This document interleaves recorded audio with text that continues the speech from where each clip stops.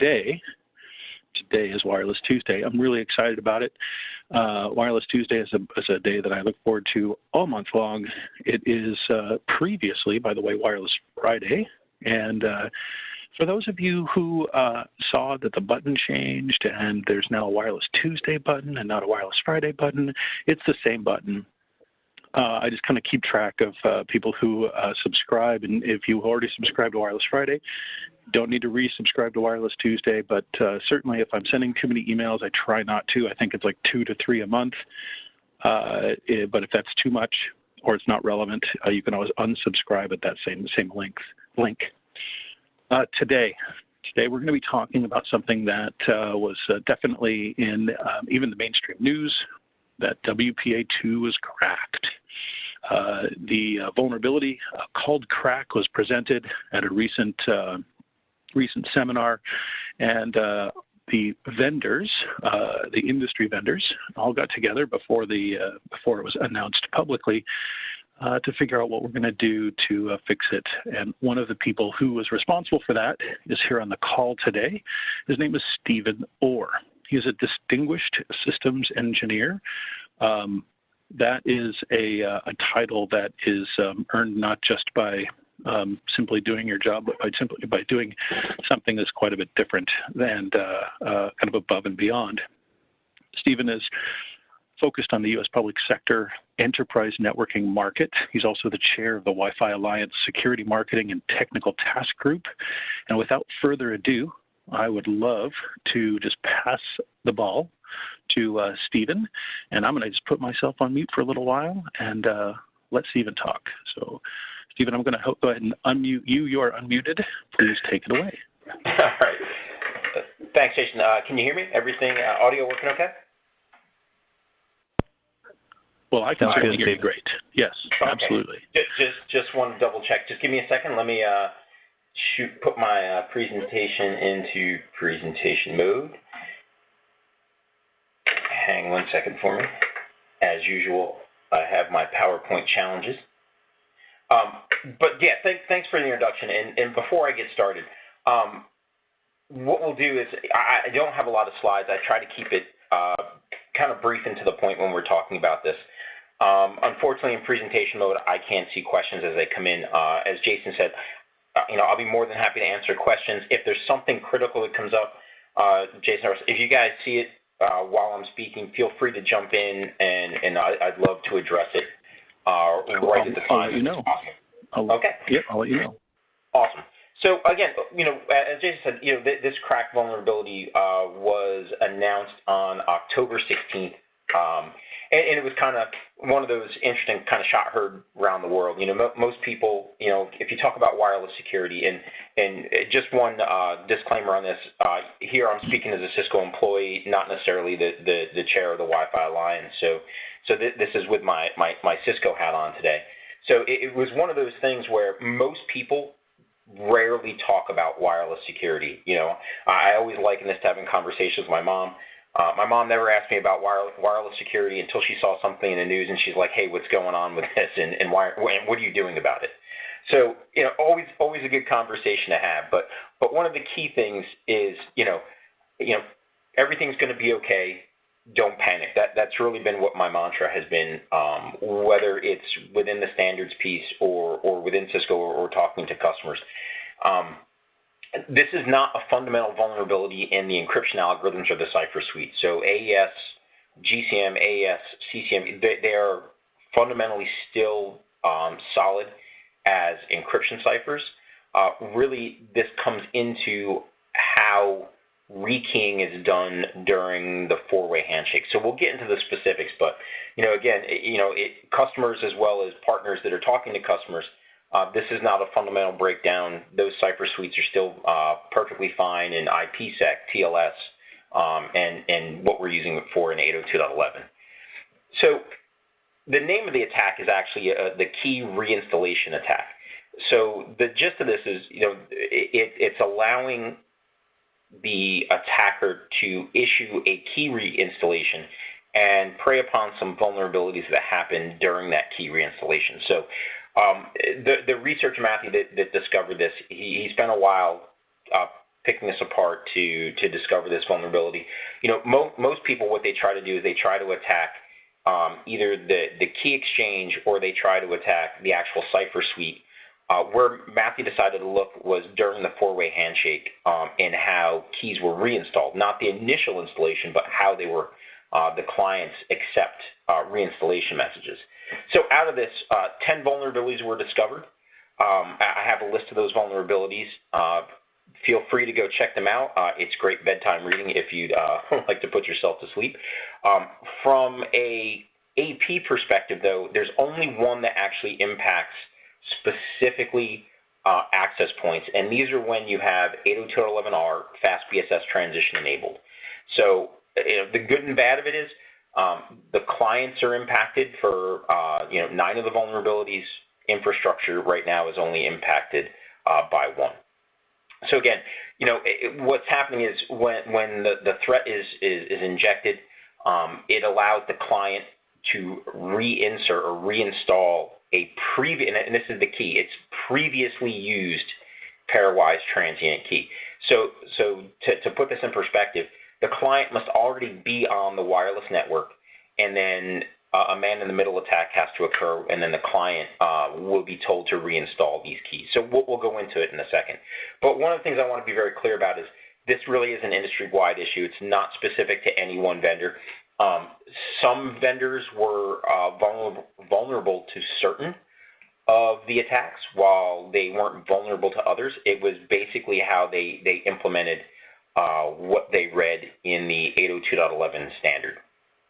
So again, we are not going to go over these list of vulnerabilities, but to be specific on it, these all happen around reinstallation of keys during the four-way handshake.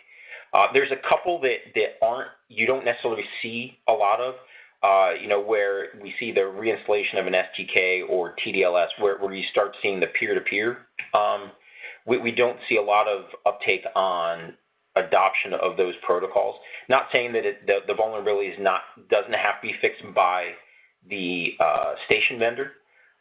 It just needs to be, you just typically don't see it as much.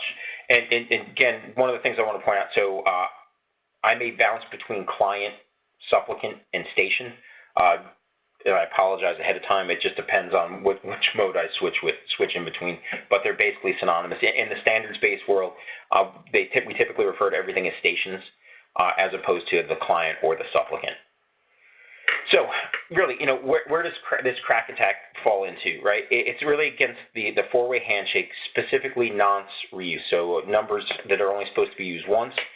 This is where it actually comes in. What does the four-way handshake do? Again, trying to cover the bases on, not everybody may be familiar with the four-way handshake. It's kind of one of those lost arts. People just do take it for granted. It's really about mutual authentication between the APs and the stations, and it negotiates fresh pairwise transient keys. So the pairwise transient key is exactly it's exactly what it says. It's the pairwise key that's going to encrypt and decrypt traffic between the station and the AP. And these keys change over time, and they're all derived from the initial pairwise master keys that are negotiated during, in this case, it would be 802.1x, or it could be as WPA to pre-shared keys. So again, and this is the key question is, which protocols, which methods utilize the four-way handshake? So it's in WPA personal and enterprise, WPA2 personal and enterprise. It's utilized in 802.11r, which is fast BSS transition, or 802.11, you'll see it called FT, and also the upcoming 802.11i, which is the fast initial link setup, or FILS. So the four-way handshake is utilized in all of these. And again, just to go back, and when I say personal, WPA2 and WPA1 personal, this is what we typically look at as pre-shared keys. So any of these mechanisms that use the four-way handshake are absolutely vulnerable to the current key reuse. So looking at a typical 802.1x authentication, right? And again, I used 802.1x because it's a little bit more complicated than what we see with pre-shared keys today. But what I want to do is where to look. The attack actually occurs after 802.1x occurs. So during the 802.1x authentication, you generate the pairwise master key. After you have the pairwise master key and you get your EAP success message, this is when, you go into your four-way handshake. So the four-way handshake is really where the researcher kind of dived into to look at where this vulnerability, he extracted this vulnerability. So what I'll do real quick as well is just go into the four-way handshake. And I do say this is oversimplified. I didn't want to dive too far down in the weeds and give a tutorial on the four-way handshake, but really just kind of give a high-level overview of what happens after you go through your typical 802.1x. So before any of the messages start, as you can see at the top, we derive our pairwise master keys. The station or the supplicant generates a station nonce, and the authenticator or the AP generates this A nonce.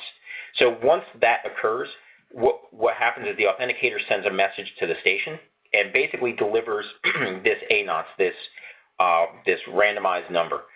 Once the supplicant has that A nonce, what it can do is, since it already has the pairwise master key, it then generates and derives the pairwise transient key. Upon receipt of that, the supplicant then sends a response back, a second message that adds its supplicant nonce, and now the authenticator has all it needs to do to derive the same pairwise transient key. So it derives the pairwise transient key, and then also, if it's using a GTK or an IGTK, derives those as well. And then the critical pieces here is this message 3. And message 3, not only does it deliver the GTK and the IGTK encrypted with the mutual pairwise transient key, it also tells the supplicant to install the temporal keys. So this is one of the key messages where they focused on message 3 with the key reinstallation attack. This is, basically, once they assume this man in the middle position, they insert additional message 3s to get the supplicant to reinstall previously used pairwise transient keys. So we'll go over that in a minute as well. So in message 4 finally tells the supplicant tells the authenticator that the keys have been installed. So that's again oversimplified view of how the four-way handshake works, where the keys are generated, and how the actual supplicant and the AP actually talk to each other. So looking at the threat vectors. So with this attack, the threat vectors are very clear. On the client side, now this is an attack being launched to the client. The attacker must assume a man-in-the-middle position between the station and the AP. There's a couple different ways to assume, this man-in-the-middle attack. You can attempt to do it on the same channel, basically have a rogue, station or a rogue AP. Try to institute a same channel attack, which is a little bit more tricky. Or you can actually insert this rogue device have the station, right, change channels, associate to this rogue device, then the rogue device associates back and passes through back to the infrastructure. So it would be a two-channel attack. So again, it really is a man-in-the-middle position from the client side.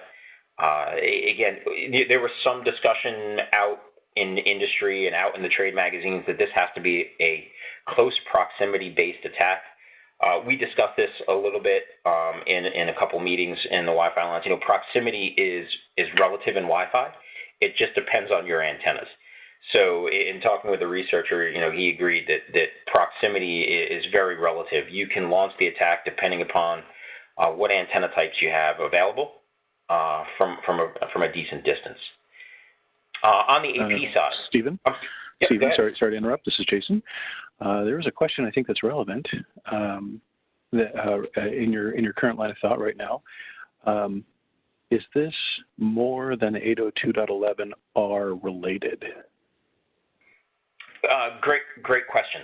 So from an AP side, the only protocols that are vulnerable, or only implementations that are vulnerable, are 802.11r for fast BSS transition and 802.11ai, which is fills. And the reason being, with the AP side threat vectors, the attacker doesn't have to be in a man-in-the-middle position. The attack on the AP side is based off of reassociation request frames. So the attack is slightly different, but it only impacts specifics in those two different implementations of the four-way handshake in the protocol. So AP side is really still based around 11R, 11AI. On the client side, it is across the board on how the clients implement the four-way handshake. Any other questions, Jason?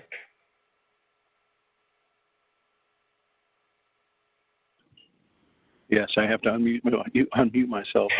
Yeah, so there was kind of a further clarification. The comment was there were other conditions and cases that had nothing to do with 11R, and Cisco's early communication was to simply disable FT, and we'd be protected. Is that still the recommendation, or am I jumping the gun here? Well, if you hold that question, I'll talk about the mitigations toward the end. So just do me a favor, hold that question, and if I don't answer it, remind me in a couple slides, and we'll go over that. You got it. One other question. With the man-in-the-middle attack, this should be more of an impetus to disable lower data rates. At least that should shrink the cell size. Is that maybe a correct assumption? So lowering the data rates can shrink the cell size. The challenge still becomes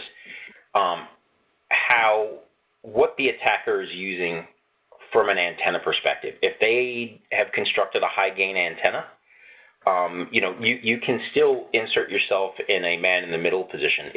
Again, data rates, while important and the cell size important, given enough power and enough gain on an antenna, you can do some pretty amazing things. So again, it's not a bad thing. My recommendation to customers is always design your RF coverage, RF cell size appropriately for the facility that you're in.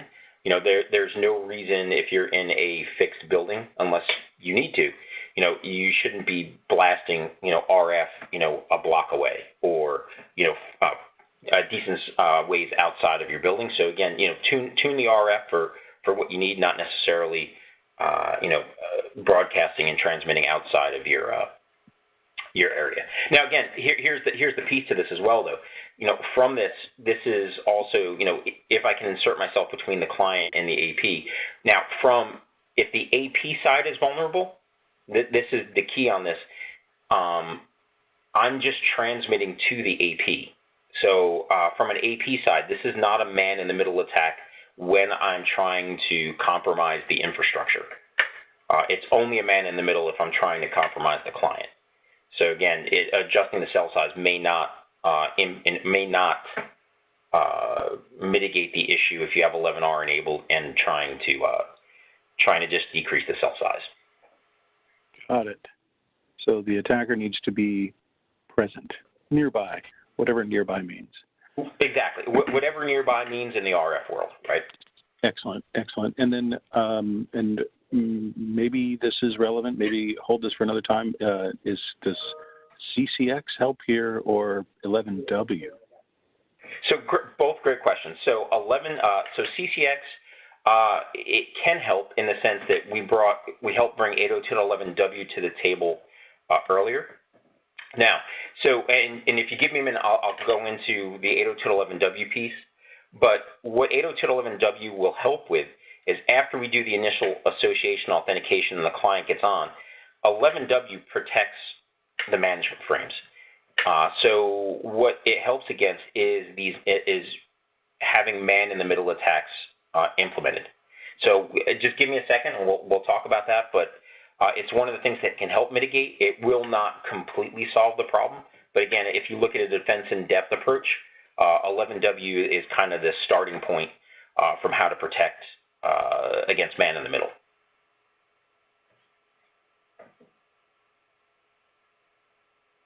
Any other questions? Cool. No more questions right now. Okay. I think we've got them all. So again, just to talk about some of the mitigating factors in the case of this attack. Again, from a wireless infrastructure perspective, if you have 11R enabled on your SSID, again, this is where you become impacted from the infrastructure side. But what you need to do, again, holistically, is plan for all clients and stations to be updated. Again, this impacts clients using WPA, WPA2 Personal Enterprise. And again, if you have Fastlane configured, again, it's those clients as well. So one of the other things that if you look at, if you've gone to the website, the KRACK Attack website, what you see is it allows the injection of being able to take over that session between the station and the AP. And then they go further and then they show how they can decrypt traffic or do an SSL decryption attack once they have this man in the middle position.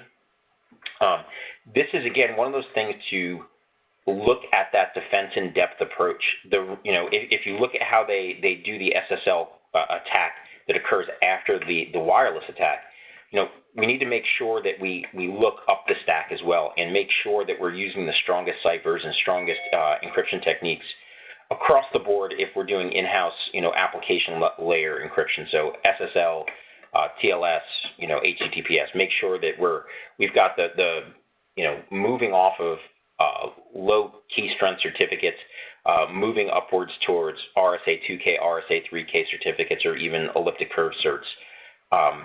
Again, and the subsequent cipher suites that go along with this. From a federal side, since I do have a federal background, since this doesn't involve any cryptographic changes, again, AES has not been compromised. This does not impact any of our validation certifications or otherwise. This is just really a vulnerability against these key reinstallations, not how the cipher suites actually operate as a whole. So the big question I get asked with is, what should I patch and how soon? Again, looking at the two conditions that are out there. If I have an SSID with 802.11r enabled, both clients and infrastructure APs must be patched to mitigate the vulnerability. And when I say clients, all clients have to be patched. Otherwise, you'll have one client out there that's still vulnerable.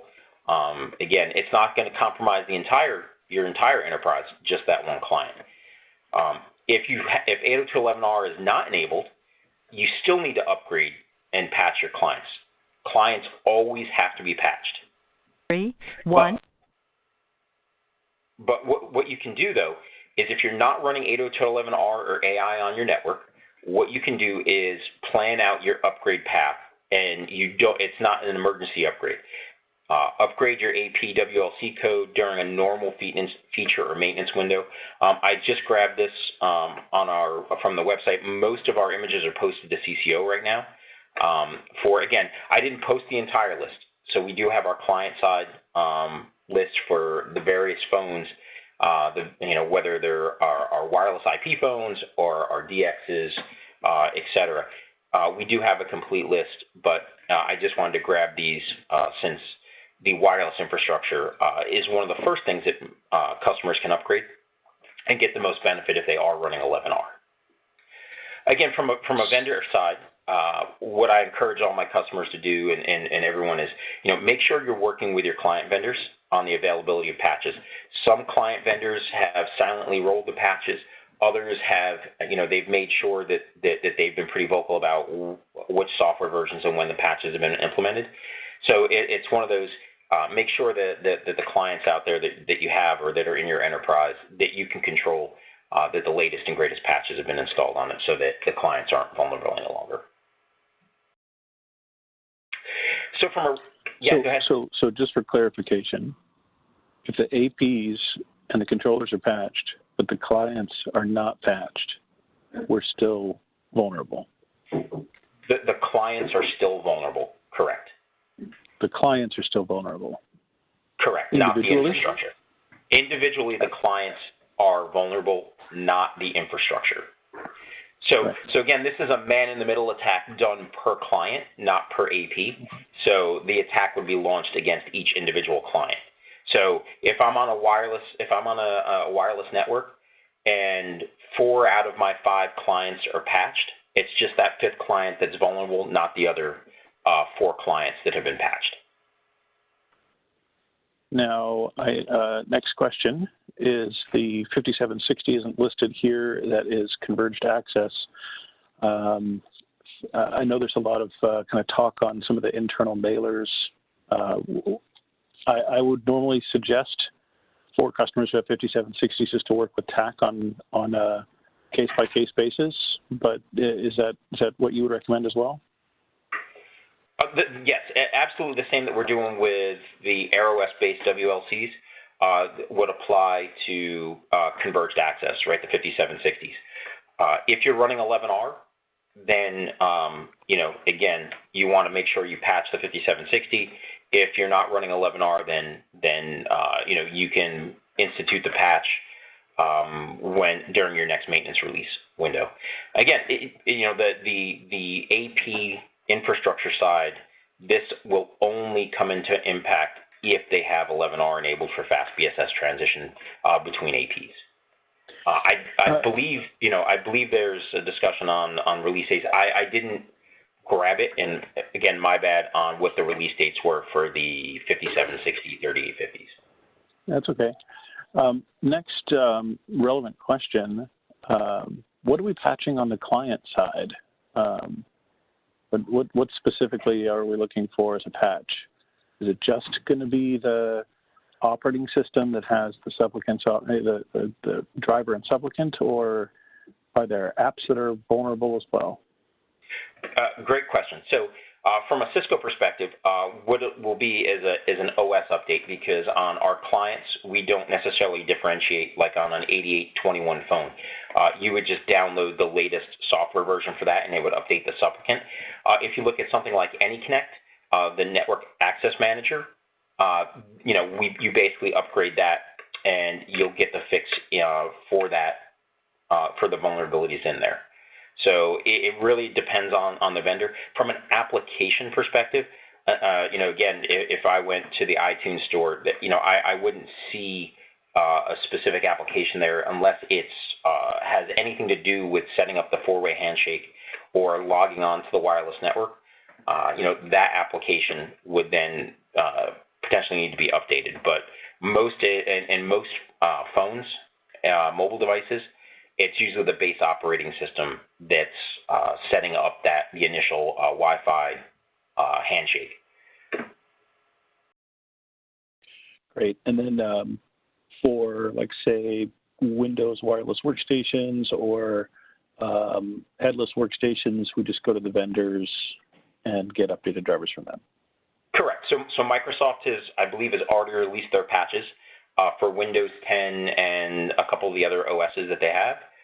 Again, if you had vendor X and they're a wireless NIC vendor, and you had a wireless NIC in a desktop station, you were using that NIC vendor's supplicant to control wireless instead of the native operating system, you would go to that wireless NIC vendor and they would give you an updated supplicant.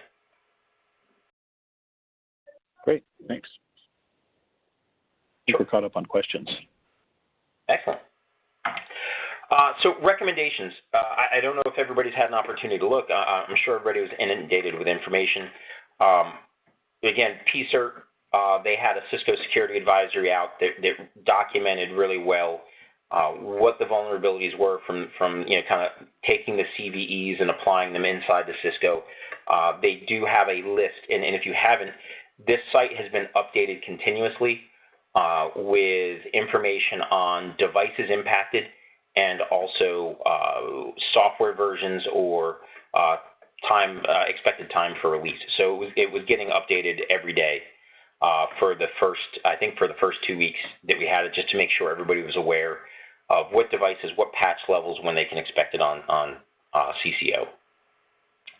There's also a blog that was done by PCERT to kind of talk about what the vulnerability was in a little bit less formal terms than what we do normally in PCERT. The blog did a really good job kind of going over what the vulnerabilities were. It did talk about how to use rogue AP detection or to be able to pick up these man-in-the-middle attacks a lot sooner. So again, it's all great sources of information out there. We did these early on, and the PCERT was released first thing. As soon as the vulnerability was announced, PCERT had their security advisory out and already started listing where and when and how soon the customers would be able to get their patches for their individual code trains. Again, to go back to the question on 802.11w, again, this is more of a recommendation in looking at being proactive, right? Again, this is above and beyond the information that is given in the PCERT for doing rogue AP detection. So implementing infrastructure MFP is always a good thing. For those of you that don't turn it on, infrastructure MFP, basically it assigns, the APs, as they're sending out their beacon frames, they attach a mix so that the other APs that are off the same controller know that they're valid APs. So it's a way for the infrastructure to more easily pick up these rogue APs. From a client side, implementing Protected Management Frame, or PMF, which is 802.11w, will help mitigate against these man-in-the-middle attacks. The key thing here is it basically applies to robust management frames, which means disassociation and deauth frames. So again, in order to institute a man-in-the-middle attack from a client that's already associated to the network or authenticated to the network, I have to send a deauth frame to that client. The client then associates to me. Or I do a channel change, and I tell the client, hey, we're changing channels, and then it reassociates to me. So just by implementing 802.11w, it makes things a little bit harder because the management frames that are protected are spectrum management, QoS, radio measurement, fast BSS transitions protected. So again, while the vulnerability still exists, we're trying to close down the threat vector by not allowing them to establish this man-in-the-middle attack. Now, however, if someone were to take a blatant thing like doing RF jamming, the client gets jammed, and then when it comes back up on the network, they can insert themselves as a man-in-the-middle.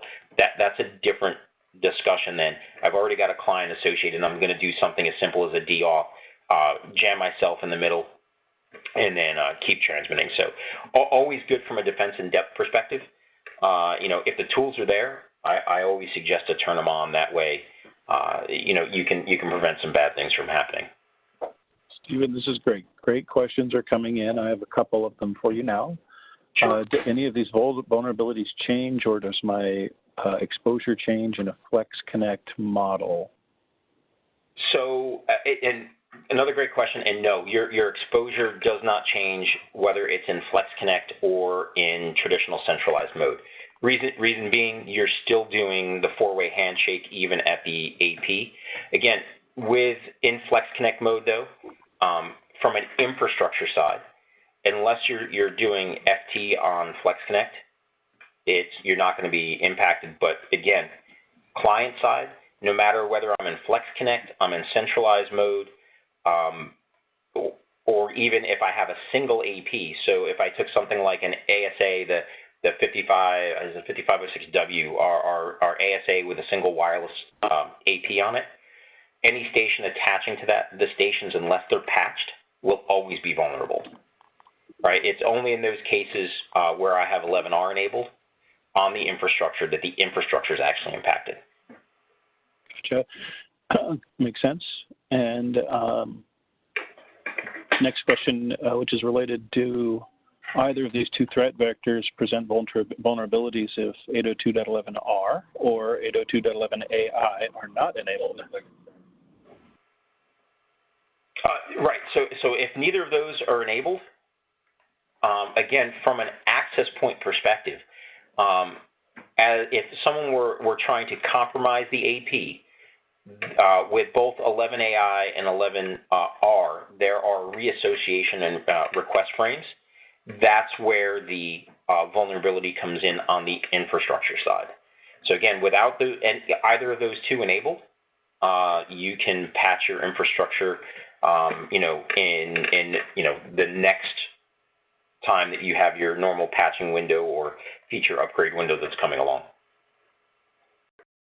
Again, you have to have it enabled. So, it's not just the fact that the controller supports it. You actually have to have 11R enabled on an SSID.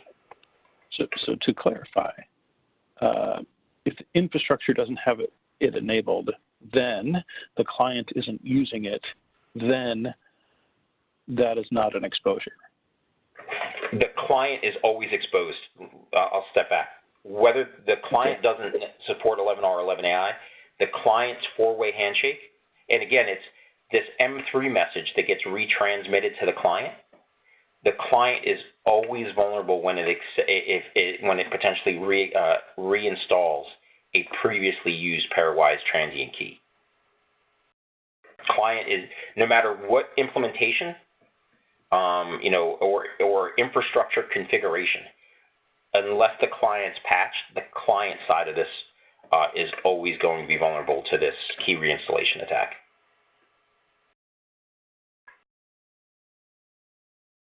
Gotcha. Thank you. Any other questions?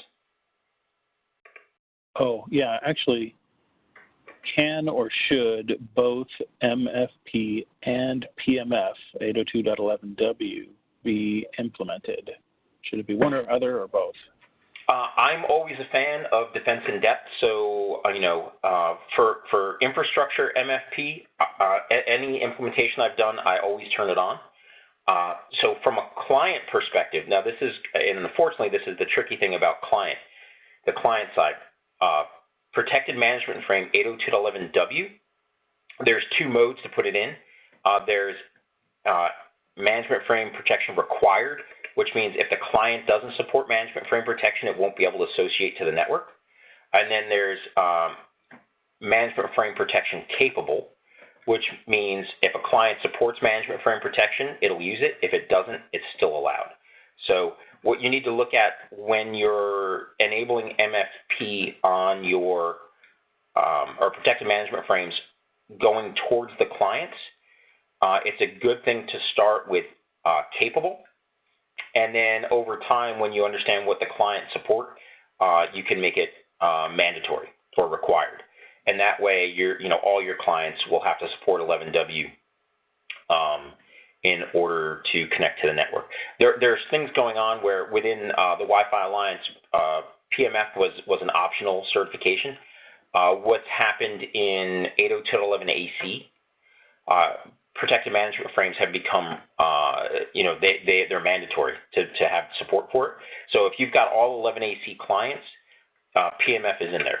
And what we're looking to do moving forward is move from the access point side or the infrastructure side, making PMF not just capable, but making it required for some new security capabilities that are going to be coming out.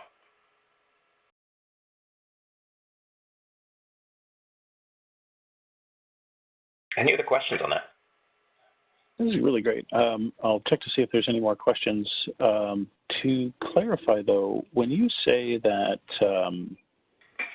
the client can be exposed, what is our exposure there? What is the exposure just to the client, or is the exposure the network through the client? The exposure is only to traffic for the client. It's not through the network. All right, so that's helpful to understand. So I have to be in proximity, and my infrastructure has to be protected. My clients have to be protected, and if my clients aren't protected, then that client could be vulnerable, and just traffic to that client. Right. It doesn't allow me to attack the infrastructure behind the AP. Gotcha. Now, here's a kind of an operational question. Under the WLANs tab and under security, you have 802.11r FT, fast transition, or authentication key management, which is FT 802.1x/FTPSK. All of that, operationally, how do we make sure that this is configured correctly? Right. So if another great question. I believe on the PCERT website, they've actually gone through a step-by-step how to check your network or check your controllers to see if 802.11r is enabled. There's a great step-by-step on how to determine that. But again, in fast transition, I can either use a pre-shared key or I can use full .1x. So in either of those two cases, if you have 11r checked on, and again, it's set on a per SSID basis. Now, and I wish I could remember off the top of my head which version. Classically, fast transition has been not enabled on an SSID, but I believe in some of the later releases, and again, I apologize, I can't remember exactly which releases, fast transition was enabled. So just make sure that you check. Typically, again, why do you enable or when do you enable fast transition? Again, if you're doing voice and video applications while you're roaming, anything that needs, sub 50 millisecond roam times, so that you maintain that connectivity so that you're not dropping packets, those are the cases where most people typically have 11R enabled.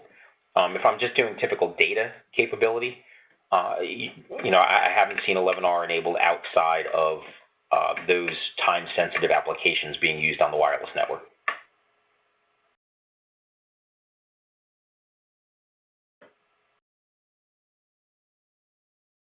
Any other questions on that, Jason? And I swear I only have two slides left. I don't see any current. I don't see any. I think we're good for now. Okay. So just a couple of recommendations and caveats, right? So, and I believe somebody asked this before. One of our recommendations was to disable 802.11r. Again, if you've got an SSID, and this goes back to my don't panic, everything's going to be okay. Number one, if you disable 802.11r to mitigate this risk, you really need to, from a customer perspective, weigh the benefit in your environment, as this will negatively impact roaming. So if you're a big wireless phone, again, whether it's a Cisco wireless IP phone or any other vendor's wireless IP phones that you're using, or if you're even using Fastlane, and you've got FaceTime video that's going across the network, if you disable 802.11r, there's a good chance that you're going to impact the end user experience. Now, again, let me step back. All the clients need to be patched as well. So if you're disabling 802.11r, you're protecting the vulnerability on the infrastructure. The clients are still vulnerable unless they're patched. From a client perspective, again, what I tend to look at is, again, defense in depth. Even if they compromise the wireless layer, your voice over wireless network, usually for which you're enabling 11R, your command and control channel should be encrypted with SIP TLS. Your data channel, your voice channel, should be encrypted with SRTP. So kind of the making lemonade from the lemons here is, if you've got traffic on your network, now's the time to go back and look at what your security risk is for those applications you're using on top of the wireless infrastructure. Again, just do a quick assessment and see what's being used. If you're deploying voice over wireless LAN, from a Cisco perspective, we've upgraded all the Cypher suites to support AES 256, AES GCM. So, we've done quite a bit in there to secure both SRTP and the SIP TLS streams. So, again, just upgrade, or make changes with caution. Don't just jump in, where you may have some impact to the end user devices. There's another recommendation. Again, this is all about the replay of the M3 message, right, or the third message in the four-way handshake. You can easily do this by taking your EPO LAN, the retries to 0. It's a valid workaround, right? So if I don't let the access point or the wireless infrastructure send any retransmission messages to the client, that will prevent from a client perspective, they shouldn't see any M3 messages retransmitted, okay? Now, realize that just because the infrastructure stopped retransmitting doesn't mean that a man in the middle is going to not retransmit. So again, this is one way, Cisco can prevent sending retransmission messages, but it doesn't prevent the client from accepting bogus ones. Now, does this work from an infrastructure side? Absolutely. But one of the things that you have to keep in the back of your mind, again, is end user experience. If I set the EPOL retries to 0, that means, again, if I have a noisy RF environment, or if I've got somebody that's moving and they miss that M3 message, it will force them to go through a full process all over again. Because they missed it, they don't have the ability to the wireless controllers aren't going to retransmit, so I have to restart the whole association authentication process again. Could be a disruptive experience on the end user side, but again, if you're extremely concerned about this, this is one of those things that you can do is prevent the infrastructure from sending any EPOL retries. And again, I list the reference down to at the bottom, public Cisco website on some of the things to do. But again, I do like to point out the caveats when we make these changes. Just be mindful of potential impacts to the end user experience. And then one of the things I wanted to finish up on is, there's been a lot of communication. Really, what are the industry standards organizations doing? From a Wi-Fi Alliance perspective, where I spend a lot of time, there is a tool now that's being provided by the Wi-Fi Alliance to member companies like Cisco and others that we can check to make sure both our stations and our APs are not vulnerable to the KRACK attack.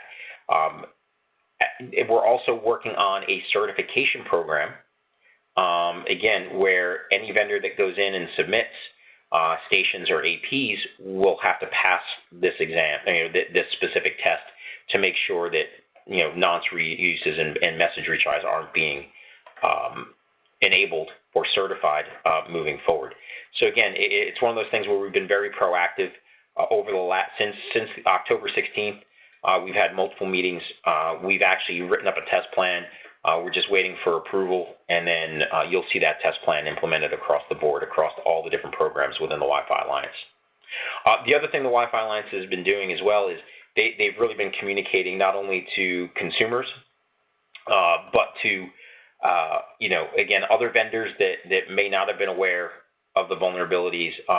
We're not giving advice on, they're not giving advice on how to fix it. What they're doing is they're helping them understand, what the problem is, and pointing them to what could be potentially helped within the 802.11 working groups.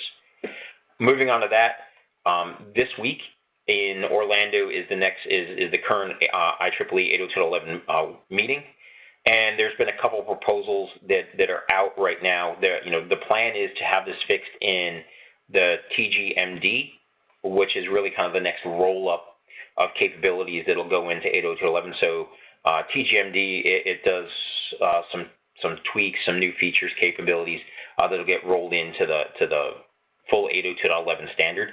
TGMD, I think, is on track for either 2019-ish, maybe 2020, but the submission of these proposals does not stop vendors from implementing them earlier. So there's a couple there. Again, if you want an interesting read, feel free to go access. Again, none of these have been adopted. I just threw them in there because they're being discussed right now during the week of IEEE. And there'll be changes, there'll be things moving forward. That there might even be other proposals. These were just the three that were currently on the table for discussion at the meeting. These are great, and Steve, I'll take your presentation when you send me the final one, and I'll just take the links and I'll make it available on the landing page for Wireless Tuesday. There's lots of smarties on this call right now, and they've got some good questions. I've been able to answer a number of them, but I have a couple of them that I'd like to just make sure that you address verbally. Sure. And for some of our clarification, do I have to disable 802.11 AI 2? Is AI already implemented and enabled in AirOS? So great question. So 802.11 AI is not currently enabled within AirOS. It's an emerging standard that we'll start to see come out for fast initial link setup. So what the whole goal of 11 AI is striving towards is basically to reduce the overall amount of messaging that has to occur from a client's initial association to the wireless network to be able, and then being able to get an IP address and all that on the network. So it does shorten some of the messages. It just does implement a four-way handshake initially.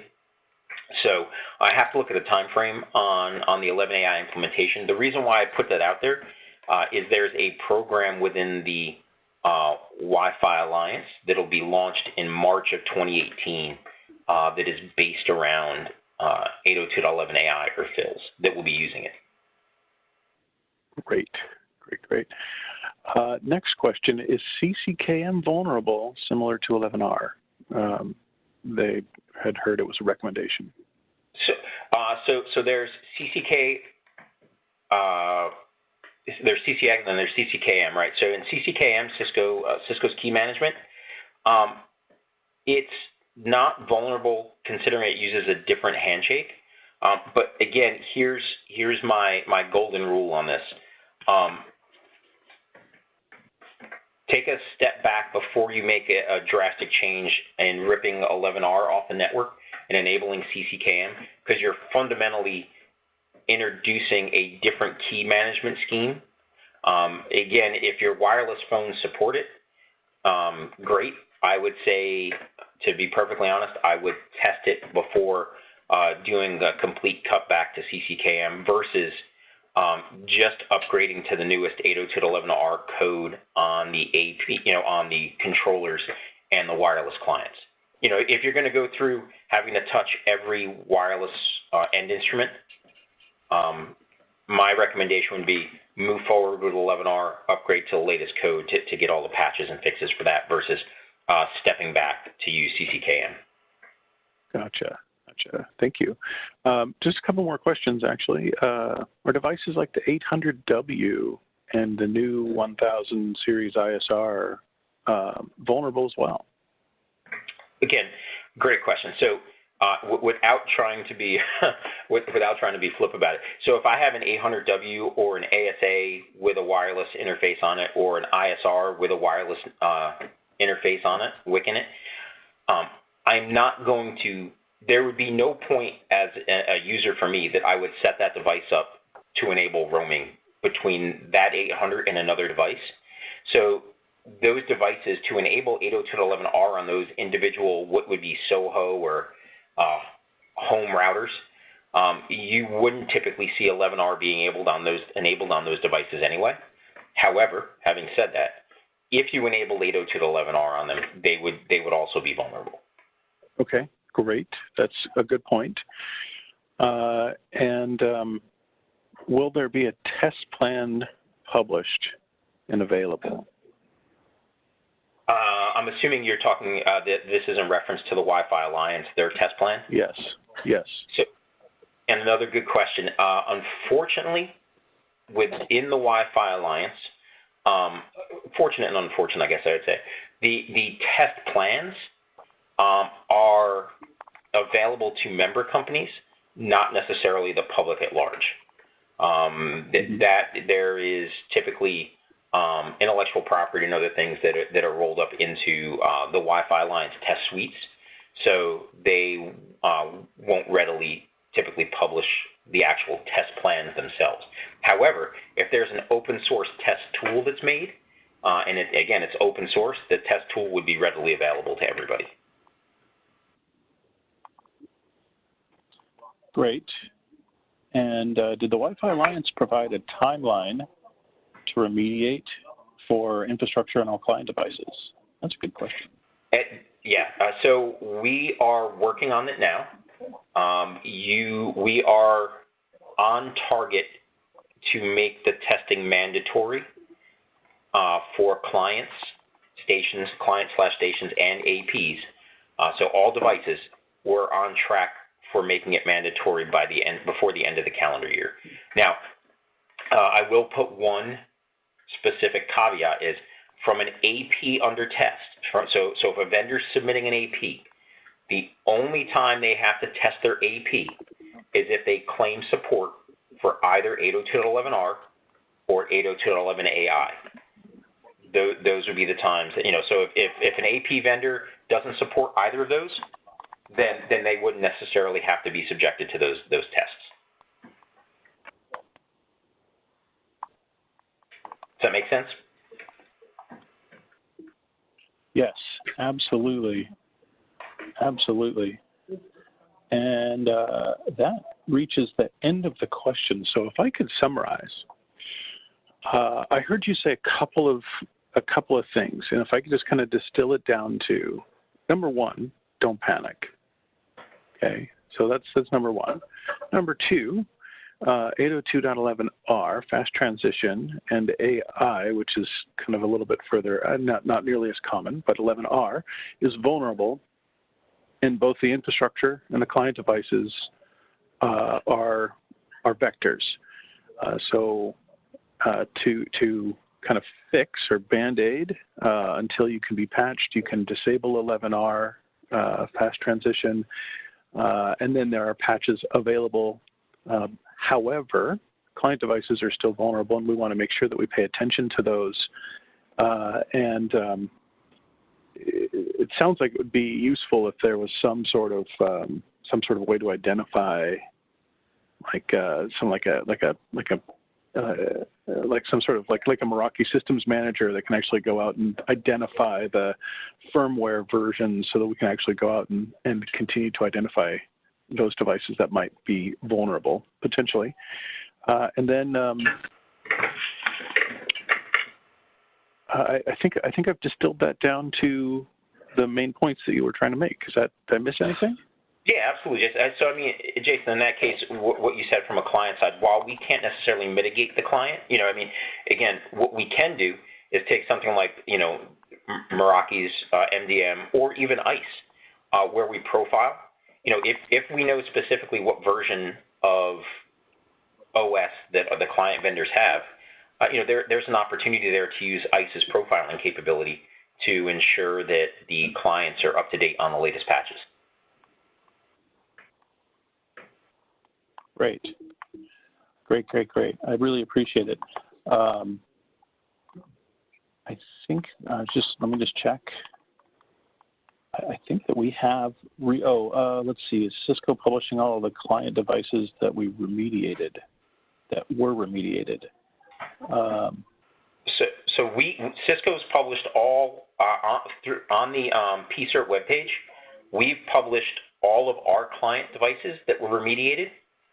And which software versions. What we don't do is we cannot speak for other vendors, and what driver versions. So again, you have if you have a device, our best advice is contact that vendor for the specific versions of code that they have implemented those patches in.